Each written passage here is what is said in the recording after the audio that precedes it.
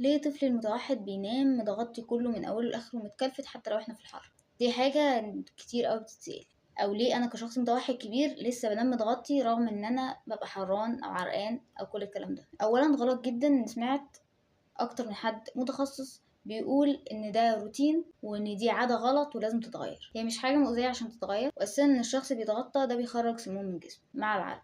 الفكرة من الموضوع ان الشخص بيبقى حاسس بامان، والامان ده بيديله راحة بيساعده على ان هو ينام.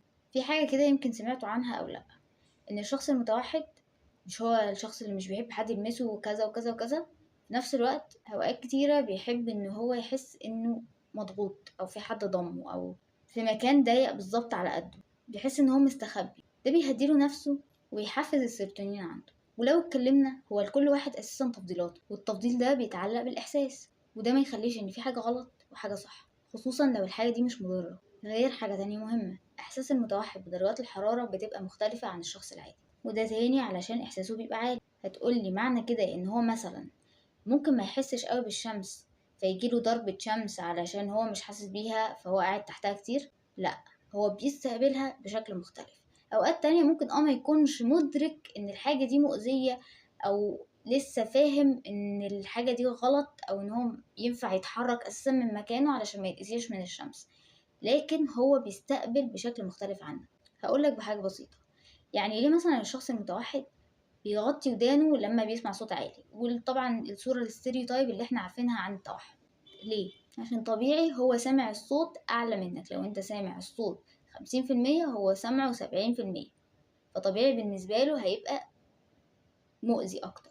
فإن هو يغطي ودنه مش معناها إن هو سامع زيك بس 50% مضايقاه، لأ، هو سامع 70%، فال70% مضايقاه، وانت لو سمعت 70% هيضايقك. هي برضو بترتبط بنفس الفكرة بشكل كبير، ان مثلا الشخص يغطي نفسه ده عشان احساسه بالهواء اللي حواليه، ممكن الاصوات، شعور جسمه نفسه، واللي بيكون اعلى من الشخص العادي.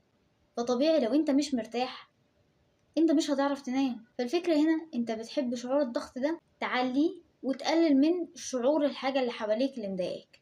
فطريقة ان احنا مثلا نقول لا معلش علشان الشخص المتوحد يكون طبيعي شبهك، يبقى نسمعه الصوت 50% ونحاول نقنعه ان الصوت 50%. لا، الصوت مش 50%، واقنعه يمين شمال، الصوت عمره ما هيكون 50% بالنسبة له، فانت كده بتأذيه. انت متخيل ان انت اسمعك 70% واحاول اقنعك ان هو 50%، هو بالنسبة لك بيوصل لك 70%. فنفسه في اي حاجة تانية متعلقة بالشكل ده بالنسبة للتوحد. في حاجات زي ما بنقول انها بنطورها بنغيرها، بنشوف التأقلم الصح، الكلام ده كله. في حاجات تانية ما ينفعش ان انا اقنعك ان انت شبهي ولازم تعمل الحاجة بنفس الطريقة اللي انا بعملها.